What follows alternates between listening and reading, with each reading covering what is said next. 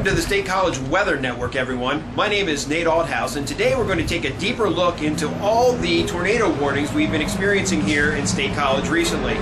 Now, for more information on tornadoes, I'm going to turn it over to my colleague, Petra Janoskova. Petra? Thanks, Nate. Last week was a traumatic week for the residents of State College as they experienced 2 tornado warnings in a matter of a week. A tornado watch was in effect on Wednesday night and Thursday morning for much of central Pennsylvania. The watch expired at 10 p.m. on Wednesday and started again early Thursday morning. For a brief period, the National Weather Service elevated it to a tornado warning. According to the National Weather Service, the difference between a tornado watch and a tornado warning is that during a tornado watch, people are notified for the possibility of a tornado in the area. Tornado warning, however, is only issued when a tornado has actually been picked up on a radar in the area. Even though it appears that no tornadoes ultimately materialized, gusty winds, heavy rains, and lightning swept across Center County, total rainfall in the State College area was in the 1 to 1.5 inch range for Wednesday and early Thursday, which brings the local rainfall tally for April to nearly 5 inches. You know what they say, April showers brings May flowers. So what if a tornado had really come to formulate? What would this have meant for the residents of State College? Here's Carmen Sandor to tell us a little more about the science behind tornadoes. According to FEMA, tornadoes are nature's most violent storms. Tornadoes generate from powerful thunderstorms. They appear as rotating funnel-shaped clouds with large whirling winds that have the capability to reach 300 miles per hour. The potential damage a large tornado can cause is devastating. One of the most common areas of a tornado to strike is the central and eastern U.S. This is because the Gulf of Mexico's warm and moist air moves up northward and collides with the cool and dry air that is moving south and westward. This interaction between the two varying types of air creates the conditions possible for a large supercell thunderstorm across the Midwest. These are incidents where tornadoes can accompany tropical storms and hurricanes as they make their way onto land. Damage past of a tornado can range up to 1 mile wide and 50 miles in length. Before a tornado hits, the air is calm and still, and the wind may die down. If a funnel is not visible, a cloud of debris can still mark the location of a tornado. It is not uncommon to see a clear, light sky behind the force of a tornado. Tornadoes can develop so quickly that little advance warning is possible in some cases. However, in case of a warning, there are some important measures everyone can take. Standing by is Petra to tell us some of the steps you can take during a tornado warning that are important to all of our safety. Thanks, Carmen. Hope everyone watching is paying attention, because here are some important guidelines to follow during a tornado. If you happen to be at school or at work or located inside a structure, go to a safe area such as a basement, storm cellar, or the lowest level possible inside the building. Get away from corners, windows, doors. Many possible layers between you and the outside is critical. Get under a sturdy table and use your arms to protect your head and neck. Do not open any windows. In case you are inside a vehicle, trailer, or mobile home, get out and find a shelter from the storm and go to the lowest floor possible of that shelter. Never try to outrun a tornado in any sort of vehicle. It is much safer of an idea to find a building with shelter or a low to the ground area. In the scary possibility that you are located outside with no shelter available, it is important to lie flat in a ditch or depression.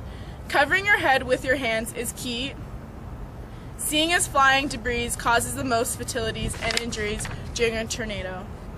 You are in a more safe position to be able to find a low, flat location than you would be under an overpass or a bridge. Sorry to cut you off, Petra. We received breaking news that there's been an earthquake in Cairo, Illinois.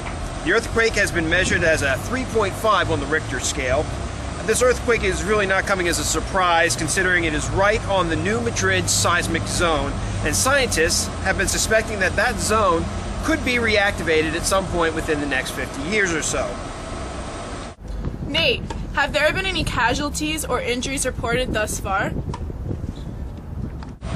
No, Petra. Thankfully, there have been no casualties or injuries reported yet. The unfortunate news is that this zone is extremely dangerous. It previously has seen 4 of the largest earthquakes in North America's recorded history, with magnitudes as large as 8.0. All of these earthquakes occurred within a 3-month period. I have Carmen standing by to tell us more about the current status of this situation. Carmen? No casualties or injuries have been reported yet, but as Nate mentioned, this zone known as the New Madrid Seismic Zone is an extremely dangerous area. A large earthquake that occurs in the New Madrid zone potentially threatens parts of 7 American states: Illinois, Indiana, Missouri, Arkansas, Kentucky, Tennessee, and Mississippi. The last earthquake to hit this area was a 5.4 magnitude quake on November 9, 1968, near Dale, Illinois. More than 4,000 earthquakes have been recorded since 1974 here. Petra, what can you tell our viewers about earthquakes? Well, Carmen, an earthquake is what happens when 2 blocks of the earth suddenly slip past one another. The surface where the 2 blocks slipped is also known as the fault or fault plane. Earthquakes are also known to have foreshocks that are smaller earthquakes that happen in the same place as a larger earthquake that follows. There is no way for scientists to know if an earthquake really is a foreshock until the larger earthquake happens. There are then quakes known as aftershocks, which occur afterwards and can sometimes continue on for weeks, months, and even years after the main shock. Is the slip what causes the earth to shake? Sort of, Carmen. What happens is that while the edges of the faults are stuck together and the rest of the block is moving, the energy that would normally cause the blocks to slide past one another is being stored up. When friction between the moving blocks finally occurs and the fault unsticks, energy is released. Energy from the fault then shoots outward in all directions in the form of seismic waves. The waves shake the earth as they move through it, and then when the waves reach the earth's surface, they shake the ground and anything on it. A lot of people want to know how we can predict the next earthquake in the area.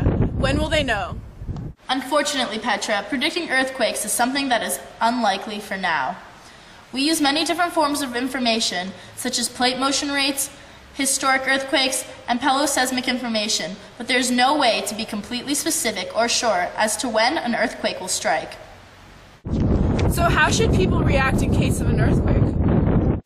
According to FEMA, there are several methods that can benefit our safety. If we are indoors, it is important to drop to the ground and take cover and hold on. Stay away from glass windows, doors, and really the outward area of the room. Do not use elevators. If you are outdoors, important steps to remember is staying there. It is important to move away from buildings, streetlights, and utility wires. If you are in a moving vehicle, stop as quickly as permitted and stay in the vehicle. Do not stop under any trees, buildings, overpasses, utility wires. An open space should be your target. Well, I think we covered everything, Petra.